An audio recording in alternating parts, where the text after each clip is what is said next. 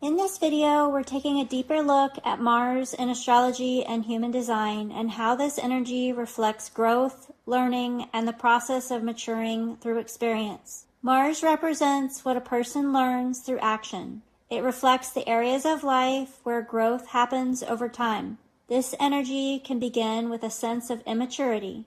It shows where people may act quickly, react strongly, and feel driven by instinct. Mars carries a youthful quality. It is enthusiastic, active, and connected to the desire to move forward. The placement of Mars highlights where people develop strength. It reflects the area of life where they become more confident and capable over time. This is an energy of learning through experience. It shows where people gain wisdom by growing through challenges and understanding themselves more deeply. Mars is often connected to relationships. It can reflect attraction, desire, and how people engage with others in more intense or direct ways. This energy can also influence how people respond in moments of pressure. It reflects behavior during conflict, stress, and situations that require quick action. In human design, the gates connected to Mars reflect where a person experiences growth through trial and experience. These themes may feel strong early in life and become more refined over time.